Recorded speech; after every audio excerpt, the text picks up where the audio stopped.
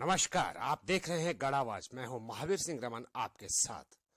सूचना प्रौद्योगिकी विकास एजेंसी उत्तराखंड सरकार द्वारा संचालित प्रशिक्षण केंद्र के अंतर्गत आज ITDA कैल्क की इकाई कोटद्वार ने दुगड्डा ब्लॉक में समस्त पंचायती राज निर्वाचित प्रतिनिधियों एवं कार्मिकों को IT सेक्टर का प्रशिक्षण कार्यक्रम आयोजित कर प्रशिक्षित किया, जिसमें दुगड्डा ब्लॉक के कई ग्राम सभा प्रधानों ने भाग लिया। वहीं इस प्रशिक्षण की जानकारी दे रहे हैं ITDA कोटद्वार की डॉक्टर नंद किशोर जखमोला।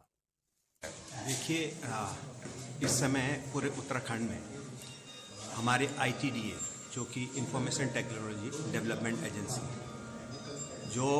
जिसका मुख्यालय देहरादून में है, और इसके MD श्री अमित सिन्हा जी जो कि IG विजिलेंस है, और अपर निदेशक जो है इनकी मैडम शशि सिंह है, उनके द्वारा हमें निर्देशित किया गया था कि हर ब्लॉक में जाके हम लोग ट्रेनिंग कराएं इंफॉर्मेशन टेक्नोलॉजी, सूचना प्रौद्योगिकी। इसके अंतर्गत सर्विसेज और ग्राम स्वराज की ट्रेनिंग कराएंगे, जिसमें हम उस पोर्टल को खोल के उसके अंतर्गत क्या क्या सुविधाएं हैं हमारी जनता को मिलती हैं, जैसे जीवन प्रमाण पत्र, मृत्यु प्रमाण पत्र, इस प्रकार की कई चीज़ों के बारे में उनको बताते हैं। इसी के साथ ही विकास कार्यों में जो हमारे अभी तक की अड़चनें आती थी, पेपर वर्क होता था, वो पेपरलेस होने का हम उनको इसमें पूरी जानकारी देंगे। ग्राम सभाओं में प्रधानों की शिकायत है कि जितना सरकारें जागरूकता सेमिनारों पर खर्चा करती है, उससे अच्छा होता कि ग्रामीण समस्याओं का निस्तारण करें।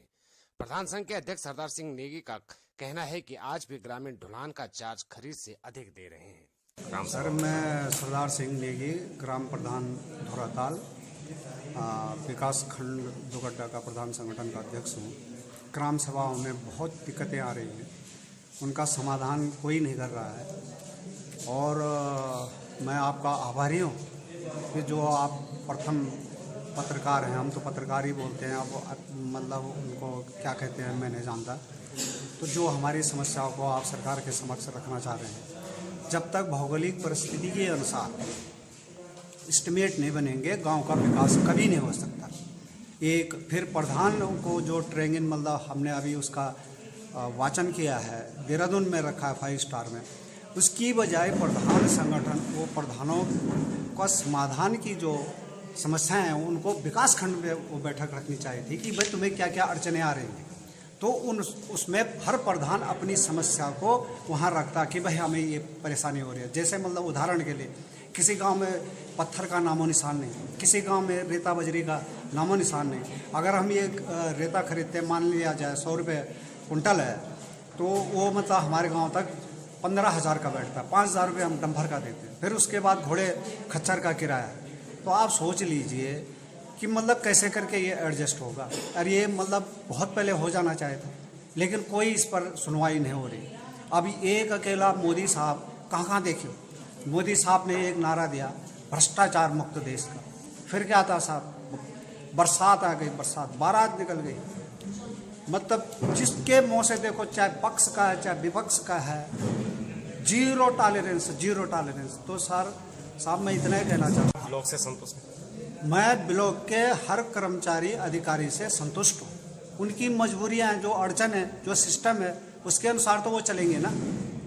आदेश तो सरकार का आता है, आदेश को पलटना विकास खंड के अधिकारी या कर्मचारी का काम नहीं है, ये तो सरकार का काम है। अब सरकार को हम लिख रहे हैं, सरकार उसमें कुछ नहीं कर रही, तो उसमें हमारे अधिकारी और कर्मचारी क्या कर सकते हैं। वहीं ग्रामीण क्षेत्रों में रोजगार के लिए सरकार द्वारा कई प्रकार की योजनाएं संचालित होती है, जिससे हर व्यक्ति या महिला अपनी आजीविका आराम से चला सकते हैं। दुगड्डा खंड विकास अधिकारी ने बताया कि ग्रामीण क्षेत्रों में महिला स्वयं सहायता समूह बनाए जाते हैं, जिसमें समूह में महिलाओं को स्वरोजगार से जोड़ा जाता है ताकि महिलाओं को आय का साधन उपलब्ध हो। खंड से महिला सशक्तिकरण के तहत NRM की योजना है, इसमें महिला का समूह बनाया जाता है और उनसे समूह के जो कार्यकलाप हैं उसके बारे में जानकारी दी जाती है। इससे महिलाएं स्व अपने आप नई अपना जो कार्य है वो अपनी आजीविका बढ़ाने के लिए कार्य करती है। इसमें हमारे विकासखंड में लगभग 724 समूह बने हैं। इसमें कई योजनाएं कई समूह में के माध्यम में समूह का,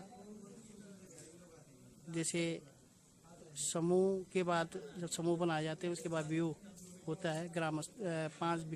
5 समूह को मिलकर एक व्यू बना जाता है और उसमें उसी के समूह के महिलाओं के अध्यक्ष सदस्य बनाए जाते हैं, सचिव बनाए जाते हैं। उनका एक संचालन होता है। सरकार द्वारा जो पैसा दिया जाता है समूह के में, उसका संचालन महिलाएं करती हैं।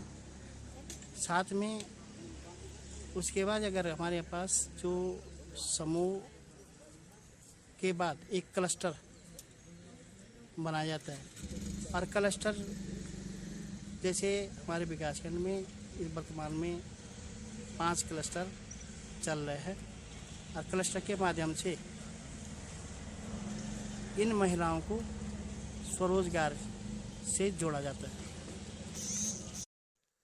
कोटद्वार में अवैध खनन की रोकथाम के लिए वन विभाग व प्रशासन कितना भी प्रयास करें या वर्तमान में कोटद्वार में खनन बंद होने का ढिंढोरा पीटे, लेकिन अगर आप पूरे कोटद्वार का भ्रमण करें तो भले ही खुली जगहों पर आपको आरबीएम स्टोर न दिखे, लेकिन भाबर क्षेत्र में खेतों के अंदर व गली कोचों में भंडार दिख जाएगा, जहां पर कि शासन प्रशासन की नजर न जाए। तो वहीं तेली स्रोत में सुबह 3 बजे ट्रैक्टरों की धमाचौकड़ी व भटाफोड़ी की आवाजें लोगों की नींद तोड़ने का कार्य करती हैं। यहां पर भी प्रशासन फेल है। कोटद्वार से ऊपर पहाड़ों की खूबसूरती को बिगाड़ रहे हैं शराबी। जी हां, कोटद्वार से रामणी पुलिंडा रोड हो या दुगड्डा रोड या फिर दुगड्डा से गुमखाल रोड, आप देख सकते हैं कि रोड के साइडों में जगह जगह आपको कूड़ा देखने को मिलेगा। कहीं शराब की बोतलें पड़ी मिलेंगी तो कहीं डिस्पोजल या कहीं पन्नियां। इससे पता चलता है कि कोटद्वार से व बाहर से आने वाले लोग हमारे पहाड़ों में गंदगी फैला रहे हैं, जिससे हमारा स्वच्छ वातावरण व पर्यावरण प्रभावित हो रहा है। इसे रोकथाम की आवश्यकता है।